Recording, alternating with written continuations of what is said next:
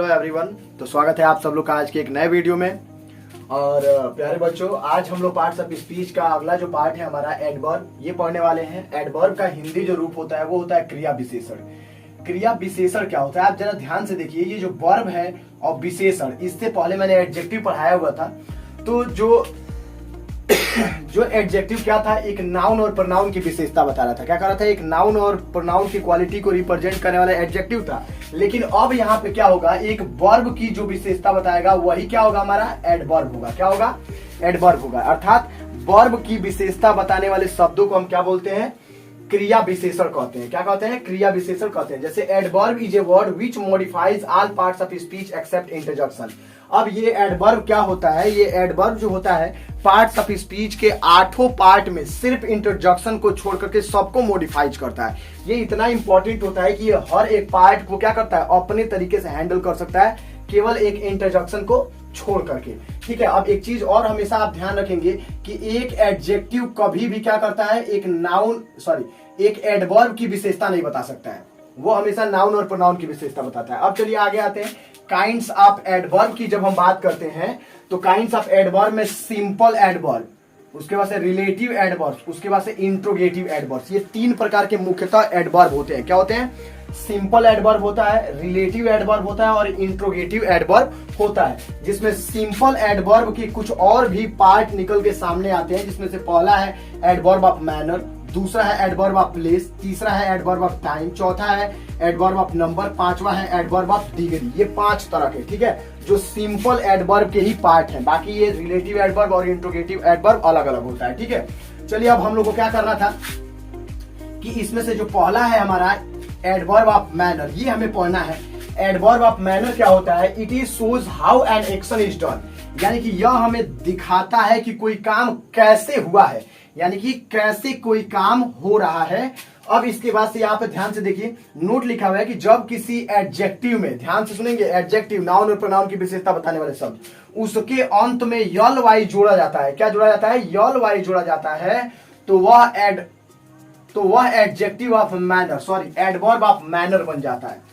क्या बन जाता है, एडवर्ब ऑफ मैनर बन जाता है। यहाँ एडजेक्टिव ऑफ मैनर नहीं करेंगे, एडवर्ब ऑफ मैनर बन जाता है। क्या बन जाता है, एडवर्ब ऑफ मैनर बन जाता है। चलिए अब देखते हैं इसमें क्या है।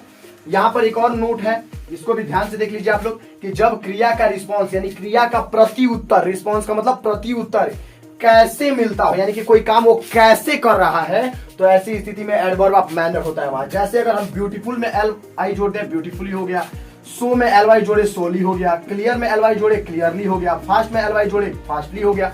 तो ये जो वर्ड्स हैं, ये देखिए, ब्यूटीफुल, सो, क्लियर, ये फास्ट, ये सब किसी नाउन और प्रोनाउन को दिखाते हैं। वही ब्यूटीफुली, सोली, क्लियरली, फास्टली, ये किसी वर्ब की विशेषता को बताता है, इसीलिए ये एडवर्ब ऑफ मैनर हो जाता है। ठीक है। जैसे देखिए, सी सिंग्स ब्यूटीफुली, वह सुंदर गाती है। कैसी गाती है, तो गाना कैसा है, सुंदर है। ठीक है। उसी तरह दे फॉट ब्रेवली, वे बहादुरी से लड़े। कैसे लड़े, बहादुरी से लड़े।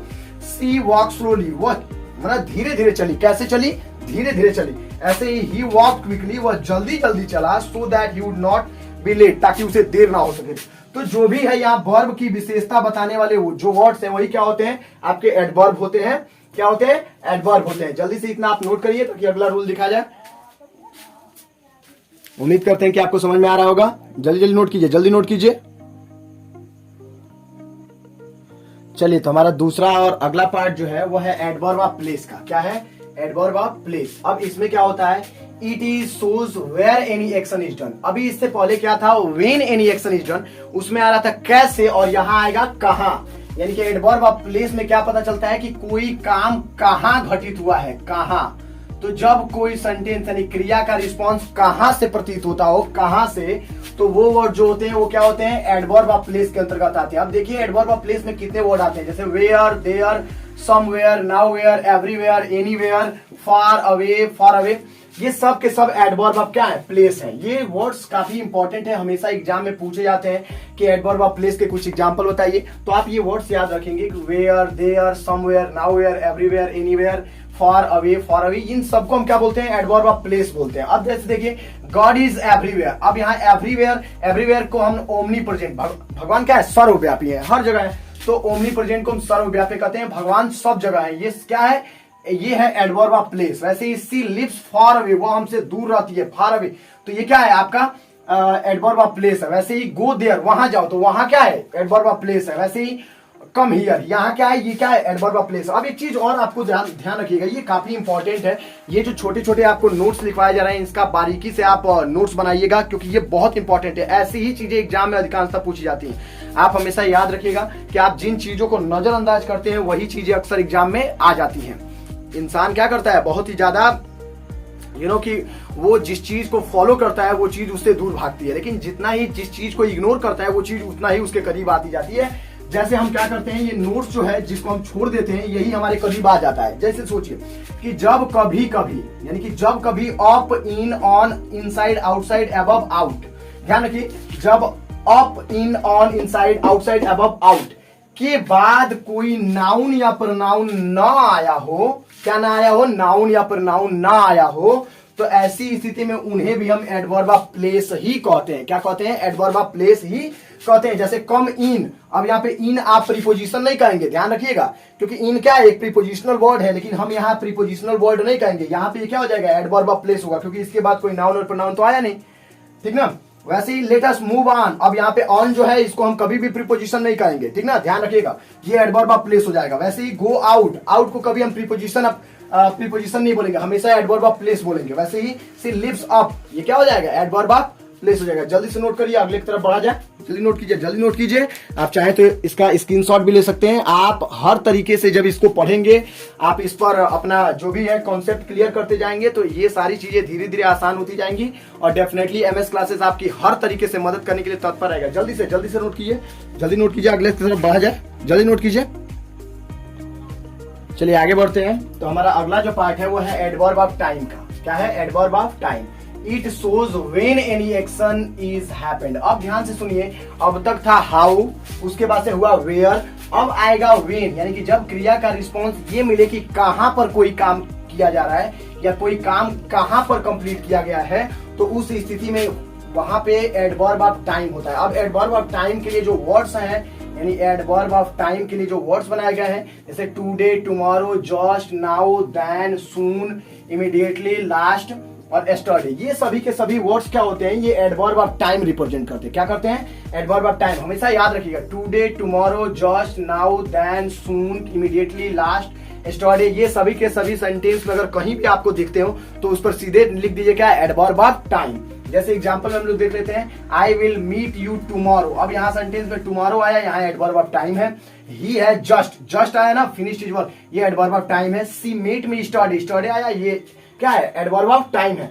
अब इसके बाद से एक चीज और है, नीचे कह रहा है कि यदि एक ही सेंटेंस में तीनों एडवर्ब एक साथ आ जाए तो क्या होगा, यानी कि तीनों के तीनों कौन कौन से, adverb of place, adverb of manner, adverb of time, अगर ये तीनों के तीनों एक ही साथ आ जाए तो उनका क्रम क्या होना चाहिए, तो उनका क्रम होगा 13, 16, 20 का। क्या होगा, उनका जो क्रम होगा वो होगा 13, 16, 20। 13, 16, 20 ये कोई ट्रिक नहीं है, 13, 16, 20 ये हमारे ही इंग्लिश अल्फाबेट के यानी A to Z में 13 नंबर पे M, उसके बाद से 16 नंबर पर आपका P और 20 नंबर पे आपका T आता है। 13, 16, 20, तो 13 नंबर पे जब आप देखेंगे तो यम आएगा। यम से सबसे पहले मैनर, एडजेक्टिव ऑफ मैनर लिखते हैं, उसके बाद से एडजेक्टिव ऑफ प्लेस लिखते हैं, उसके बाद से एडजेक्टिव ऑफ टाइम लिखा जाता है। जैसे अब चलिए यहाँ पे लिखा हुआ है she spoke in the function much frankly study, ये क्या है, बिल्कुल गलत है। क्या है, गलत है। अगर इसको सही तरीके से हमें लिखना हो तो हम लिखेंगे कि सी स्पोक, ठीक है, मच, उसके बाद से लिखेंगे फ्रैंकली, उसके बाद से इन द फंक्शन। अब यहाँ पे देखिए क्या है, सबसे पहले आपने क्या किया, मच फ्रैंकली लगाया, ये एडवर्ब ऑफ मैनर है, और ये क्या हो जाएगा, इन the function adverb of place हो जाएगा, और उसके बाद से एस्टरडे लिख देंगे एडवर्ब ऑफ टाइम, ये हो जाएगा सही आपका। She spoke much frankly in the function yesterday. ठीक है, उम्मीद करते हैं कि ये वीडियो आपको काफी अच्छा लगा होगा। अगर वीडियो पसंद आया हो तो अगर हमारे चैनल पे नए हो तो नीचे जो लाल बटन दिख रहा है ना सब्सक्राइब वाला, उसको जल्दी से दबा के सब्सक्राइब कर दीजिए, ताकि ऐसे ऐसे वीडियो के नोटिफिकेशन आपको जल्दी से जल्दी मिलते रहें और हमारा हौसला भी बढ़ता रहे, ताकि आपके लिए हम नए नए और ऐसे इतने अच्छे अच्छे वीडियो आपके लिए बनाते रहें। चलिए ये इंपॉर्टेंट चीज आज के लिए बस इतना ही, पार्ट 1 में बस इतना ही रखते हैं, नहीं तो वीडियो काफी लंबा हो जाएगा और आप बोर हो जाएंगे। ठीक है, तो फिर एक बार हाजिर होंगे एक नए वीडियो के साथ। तब तक के लिए आप अपना ध्यान रखिए, खुश रहिए, आपका दिन शुभ हो।